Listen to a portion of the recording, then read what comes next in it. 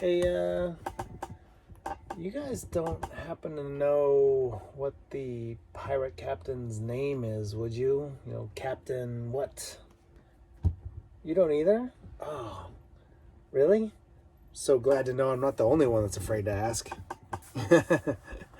Why does he call me Feisty One? That's funny. You know what? I'm gonna let you guys figure that out. There's a reason. There's a reason. That's a line from somewhere, and he used it quite effectively.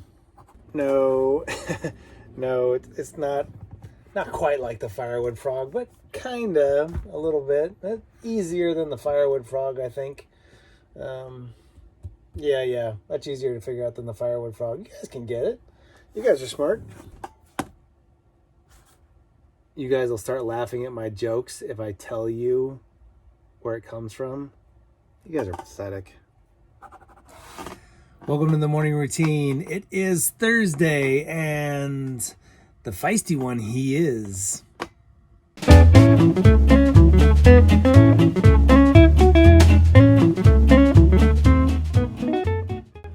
Welcome to the morning routine, everybody. Happy Thursday, like I said. We're going to do things just a little bit differently today. Now, you all know we have an assignment this week, and the assignment was to send in a recipe with instructions on how to cook it and a picture of the food. Send that in to us so that we can create the first in a potential line of products, restaurants, hotels, cruise ships, casinos of the firewood frog concept. The first item being the cookbook. So we want to see your recipes. Send them in. We've got a couple. We know there's some good ones out there. So these are your recipes for your ideas for the things that you do to spice up daily life, daily lunches, breakfast, dinner, snacks. Who cares? Fun stuff. It can be a special can of soup. It can be doctoring up ramen like we've seen Clayton do. It can be how do you create the special hot dog or the hamburger. Anything. We're open. Remember, the Firewood Frog menus and the items that were on the menus was wildly different and very exciting. So come on, bring that stuff in. Let's see what you got. Now, that being said, let's take a look at what the staff and folks have done to spice up the daily meals in exciting and unique different ways. Let's take a look and see what they got. Hey guys, happy Thursday. Clayton back here with Cooking with Clayton. Today, I'm going to show you guys how to make homemade beefy Frito burritos, just like you can kind of find at Taco Bell, since they're going to take them off the menu anyways. So it's a good idea to know how to make them. Alright, here we go. Alright, so we're going to take some pre-cooked ground beef that I had in my freezer, some taco seasoning, flour tortillas, some salsa con queso, and of course Fritos. Alright, so the first thing we'll need to do is we'll need to prep the meat. So I'm going to get that in the pan, get going. And being that's pre-cooked, it'll be pretty quick to get ready to put to our burritos. Okay, so I got about 2 pounds of hamburger meat cooking to get the beefy Frito burritos together. So I'm going to be using the taco seasoning. So I'm going to be using 2 packages, okay?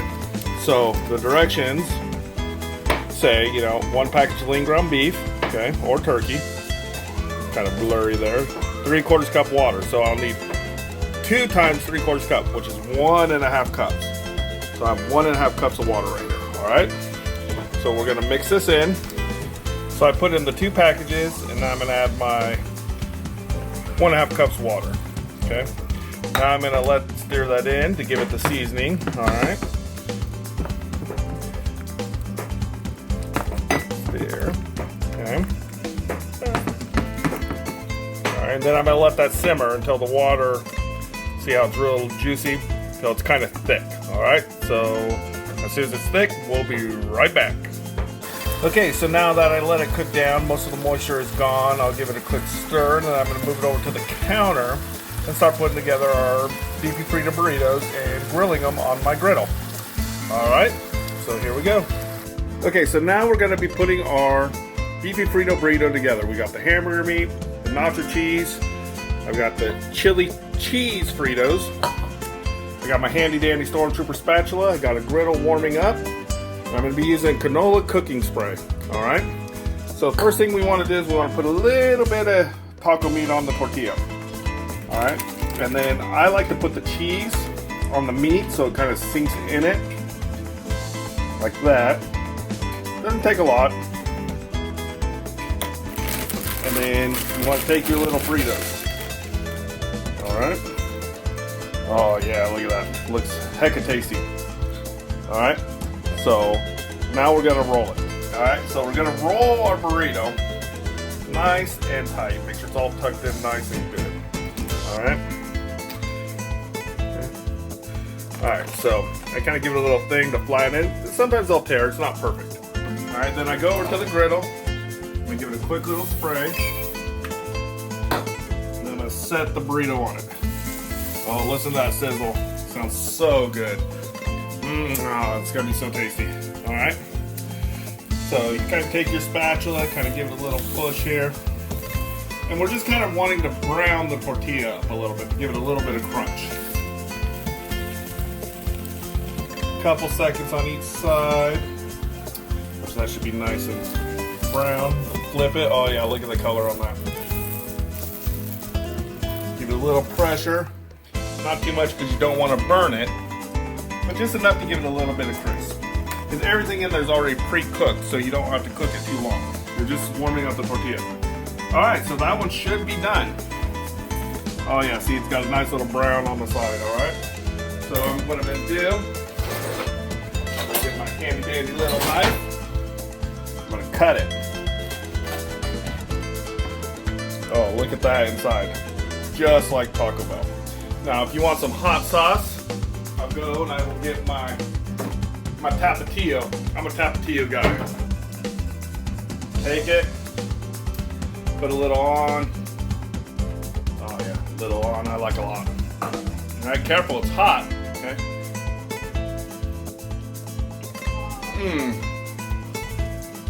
Wow, better than Taco Bell. So I hope you guys enjoy this easy homemade beefy Frito burrito. So good. Hey guys, today I'm making turkey pasta with the veggies and a marinara sauce.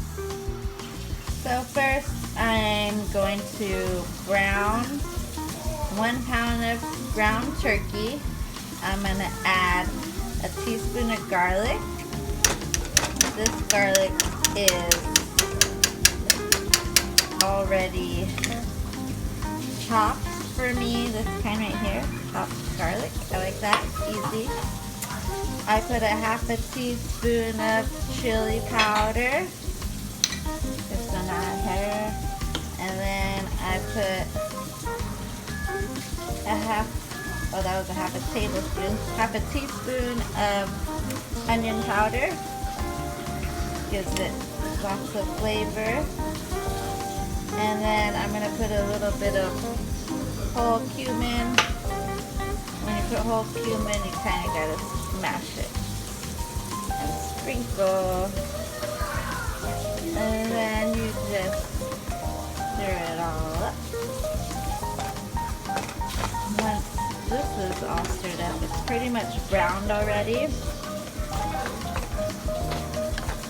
So I can actually add the vegetables now. Just stir this up here. I'm gonna put some yellow squash and some yellow bell pepper.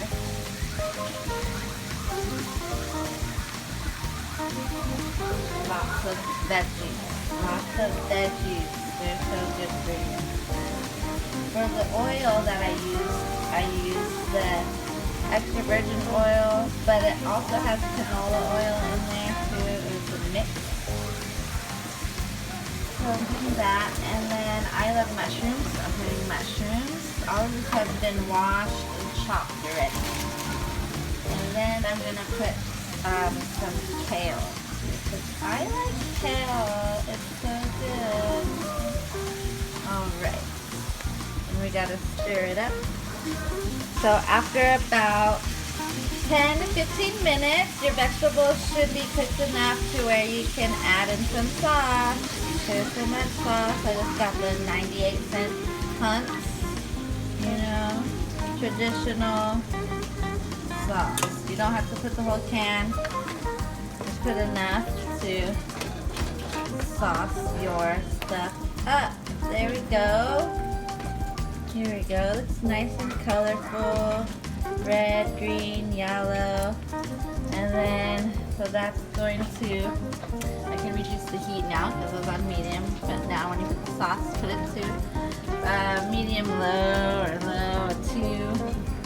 And then I'm going to add half of this pasta. I'm going to even use too much pasta.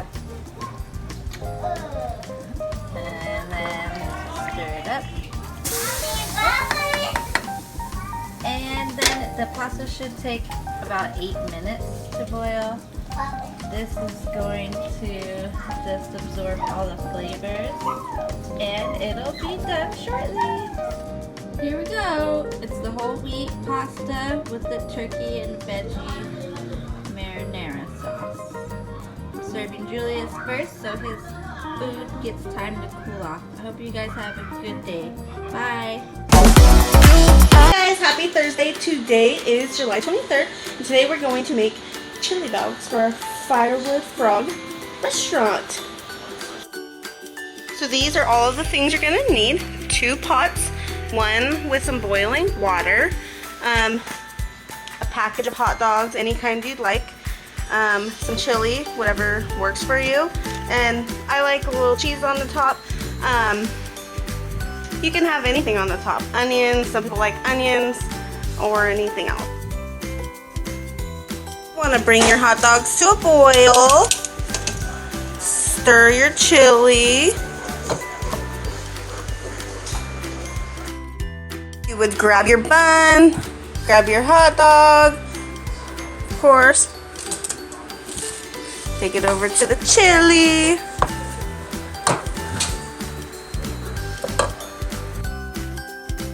Pour the chili over, add some cheese if you'd like, and voila!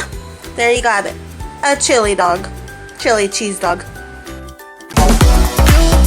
Hey, welcome today, guys. I decided that I would show you a go-to recipe that I have when it comes to cooking. And it's very simple, okay? First thing, you need a can opener. Can opener is important for this. Probably the most important tool that you will have next to the pot to cook in. Next, get a can of this wonderful, wonderful homemade Valley beef stew. Okay, Valley beef stew. All right, and a pot. Okay. So what you'll do is you'll use the can opener to open the can. Yes. Now you will put it in the pot. You're going to put the pot on the top of the stove. You're going to put it up to about medium temperature, stirring every couple of minutes so it doesn't burn and stick at the bottom. And when done, you will have a delicious pot of stew. Enjoy. Cooking tips, Zach Weiss.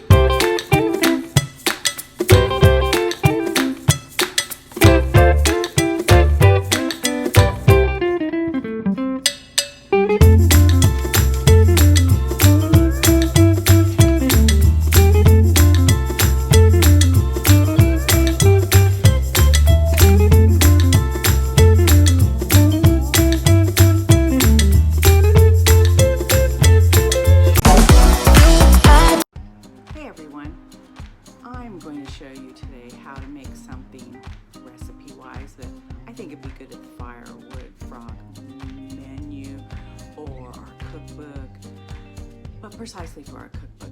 And it's easy. A lot of stuff in my house, kind of like how I did the donut one I showed you guys earlier. This one is stuff that you could have around your house. Ooh, trouble talking today. But I happen to have some of these cookies. Get at the store. There's 24 cookies in it. They're sugar cookies, plain old sugar cookies. I'm going to show you how to take those cookies and we're going to make lemon tart cookies out of them. Little lemon tarts. So let's get started, and it's really easy. Okay, guys. Like I said, we've got the cookies. Just plain old sugar cookies. I have a muffin tin, but it's for mini muffins.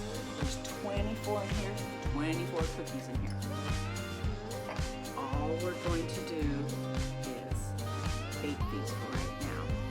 Easy peasy. I'm going to show you how we're going to put them in the pan, shove them in the oven for 10 to 15 minutes, and then the magic will start. Okay, I've got my 12 in here. As you see on the other side, nothing. Let me give you a little tip on that. If sometimes you're baking cupcakes and you don't have enough to fill the other side, just put a little bit of water in each hole before you put it in the oven to bake it. That way it doesn't dry out in the pan, and it helps the other side of things to cook evenly, so it doesn't pull heat from other places. So I'm going to put a little bit of water in all these, and pop them in the oven at 350 degrees, just like baking normal cookies, for 10 to 15 minutes. Depends on your oven, keep an eye on it. I start looking at mine in about 11 minutes. That's what I'm going to head off and do, and then we'll get them out of the oven. Okay, everybody, I've taken them out of the oven just now. So you can get a picture of that. And they have a small indentation. I could take a wooden spoon, this happens to be a mallet, but I like how the end of it is right here. And you just take this and you push it down a little bit. Make it go down all the way around a little bit like that. Don't go too hard because you don't want to poke a hole in the bottom of it. That make your cup really good like that. So you have this nice little cup. So we can fill it with some good stuff. Think. From a flat old cookie to now we're making a stuffed little pie or something. They're going to be really yummy. I'm going to finish doing this, and we're going to let them cool for about 10 minutes. And then we're going to stuff them with some pretty good stuff. Well, when we come out of the oven, I've taken my, you know what I'm talking about. I took my wooden spoon, I made little holes all the way around them, right? So now they've cooled, and now I'm going to show you how easily they come out. Look at those puppies. So look, just like almost you can turn them and make sure they're not stuck. And then, look how easy it came out. And it's a little cup, like a sugar cookie cup. Is that not the cutest thing ever? So I'm going to take them all out and then just put them on our cooling mat so they can cool all the way through now. And it's kind of like cooking them inside or even on a baking dish after you take them out of the oven. Still continue to cool because this is, continue to cook because this is still warm. So once I poked the holes in them, they got to cook a little bit better on the bottom. So now it makes them nice and crispy on the top, and the centers are still a little bit chewy, which I really like. It's really good. See how easy this is? And it's something you have in your refrigerator. Or even if you have to go out and buy it, they're not really expensive, and you can make this really fancy looking dessert, and your family and friends are going to think you were like, I don't know, Martha Stewart, somebody, right?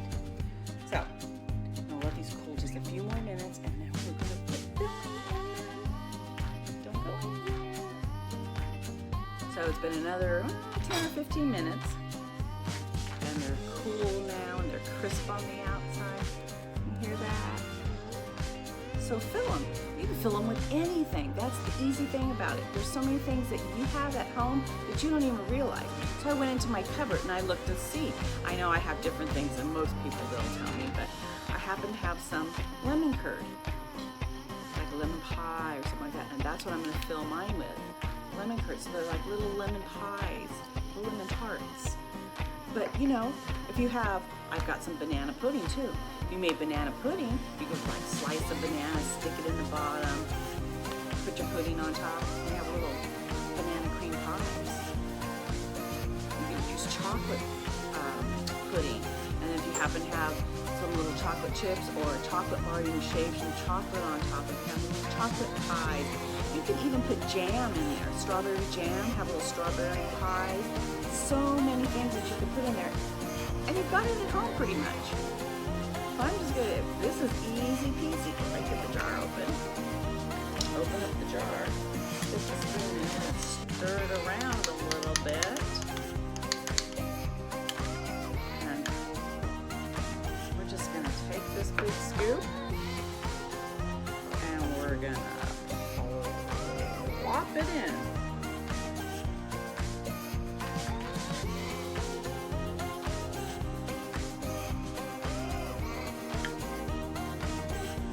Look at that. How easy is that? I think when they get all done, I'll make them fancy and I'll sprinkle some powdered sugar on them. I think I slaved for hours over these things. They're not even really homemade. Yeah, they are. I made them in my home. They're just not from scratch. Scratch, homemade. Nobody ever asks you, hey, is it a scratch made? It's homemade. I made it at home. Right? So there you go. I don't know how much more of a recipe that I would have to put up from there, but I'll get a recipe out there. Pretty darn easy, lots of variations. So there you go, something easy and quick that you had at home. Make it, and it makes you look like you're, you know, not chef, you know who. We wouldn't want him to think he could do something like that. He's already, we can't understand him. You know who I'm talking about. I don't want to say his name out loud. So, that's my recipe. Quick and easy. Thanks. You thought I was done, but I know it. I couldn't continue without showing you the finished product. Look at that. See that little bit of powdered sugar on there? Put it on a plate. Don't they look like you just went to old-time pastry or something?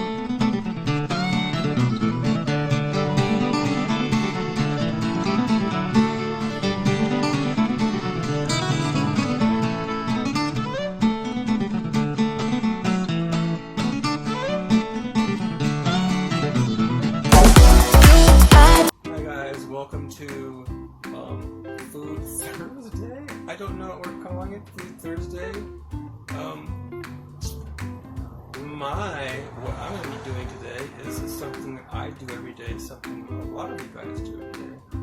I'm gonna be making a cup of coffee. No, I'm not drunk. I don't drink. I haven't had the coffee yet though. So I'm gonna be making a cup of coffee. So follow me, and I'll show you how I go about it. Okay, first you gotta boil the water. Hang on. I don't use just any old tap water for my coffee. I use bottled water, filtered water. I'm sure tap water will be fine, but not for me. Not for me. Get that going. Then I'll bring you back afterwards, magically, and we'll move along in the process.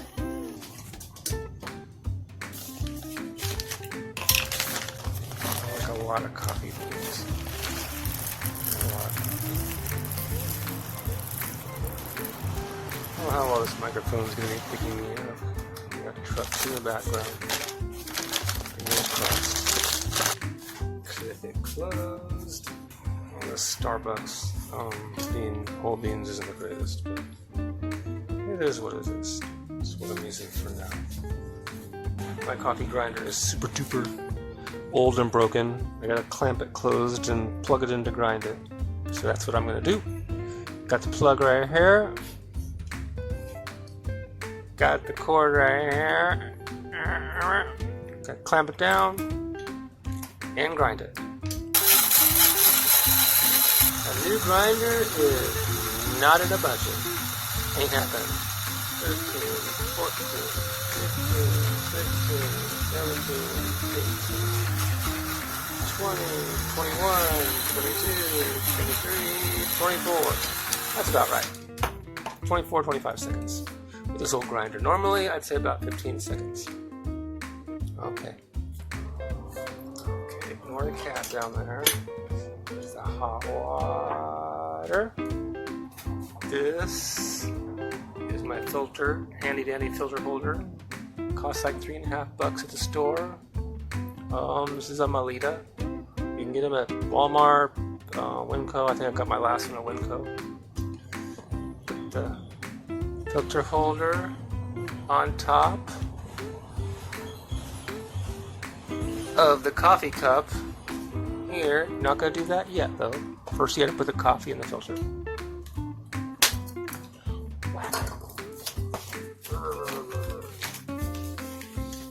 Go. Making a big old mess of this, aren't I? Not too horrible. Coffee in the filter. I'm not used to doing it like this. I'm used to doing it in the house at high speed, even though I'm coffeeless in the morning because I can't wait to get it in me. Okay. Move that out the way. There's a coffee in the filter holder, perched on top of the cup. Now when you first pour it, you want to start with just a little tiny bit to get it pulling the flavors and oils out of the coffee. Just a little tiny bit. Normally you do this with a gooseneck coffee pot. I don't have one of those. I'm just using a regular old pot we've had around forever. You let it sit for a little bit. A minute is what they say. You might be able to see little bubbles on top, little rainbowy bubbles coming up and popping. What you want to do, if you can, if you're patient enough, is wait until those are done doing that. They're releasing nitrogen. Okay, that's still seeing some bubble action. Could add a little bit more water. Just a teeny tiny bit. This isn't really the coffee making process right now. This is the pulling the flavors and oils out of the bean process part. There's a little bit dribbling down below there. Let's see. A little bit. Not much. A little bit. As you can see when it hit the side, it was just dark. Delicious, tasty dark. Okay.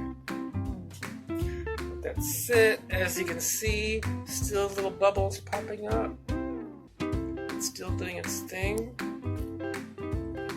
still popping. That's why I suggest you do this with fresh ground beans. You do this with already ground, you're not going to get as much of that. The flavor isn't going to be as intense. It's going to be a little duller. You want to take the extra effort. It's worth it. Okay, now that's relatively done.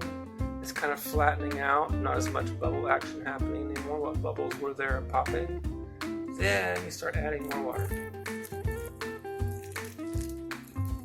Normally I'd have this on the stove next to me, staying hot, still kind of boiling. You don't really want to do too much of that because if the water's too hot, it's going to kind of overcook coffee. To be, in my opinion, a little below that boiling point.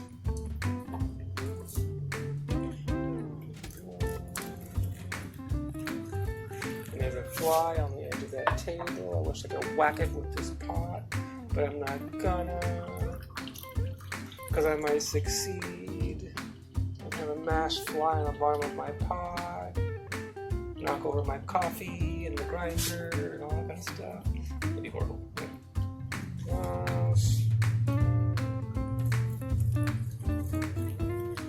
Exciting. This edge of your seat stuff right here, folks. Edge of your seat stuff. Hanging on the edge of your seat. That's the stuff. That's the stuff right there. So, how are we doing? It's about the halfway point. It doesn't come out, it doesn't pour out at a massive speed. There's a small hole in the bottom of this, so it kind of dribbles out, and that's the way you want it. You want it to be sitting in the grounds, so it's soaking up as much of that flavor as it can, but still leaving them, flowing through and leaving. Right? Right? Almost. A bit more. Normally I don't like to add more water until it's all pretty much out of the bottom, but in the expedience of time, we gotta kind of fast forward the process. I'm seeing, once you see the beans on top, you know the water has mostly pretty much worked its way through. For that pouring, of course. When you're finished, I'm going to say this is finished. It's close enough. I want to leave a little bit of room for cream and sugar. I'm not going to show you that part because, it's all kind of up to you. But this is it. As you can see, I'm going to hold it over the wood chips. It can dribble up on the wood chips. It's not on the floor or nothing. And the cat's left. As you can see, a lovely, delicious cup of coffee. Dark amber. It's going to be delicious. I'm going to go add a little bit of cream and sugar to it. Get my day going. Alright. Have a good day, guys. Good day.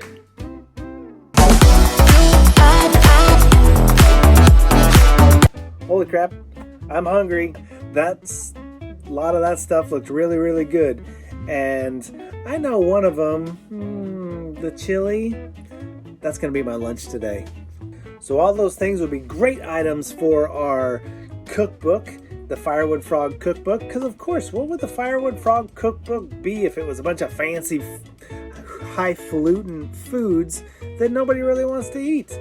Or that only a few people want to eat. Man, the Firewood Frog is for the common man, it's for the public, it's for everybody that wants to go enjoy some good food without all the fancy fluffity floofy foof.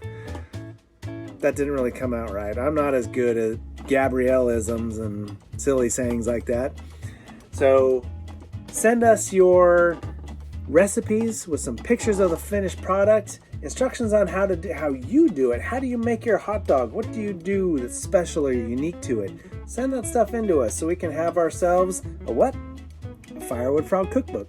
That's it for today, Thursday. So what do we got on Thursdays? 10 o'clock, social media, social walk, Facebook Live. 10 o'clock, we'll see you there. And 6:30 at the social hour, Instagram Live. Kind of late last night, not a lot of folks there. Where the heck was everybody? Come on. You left Zach and I and Emily and Joe hanging, right? So that's where we're at Thursday. Have a great rest of your day, guys. Tomorrow's Friday. Another great day. Take care, everybody. We'll see you tomorrow.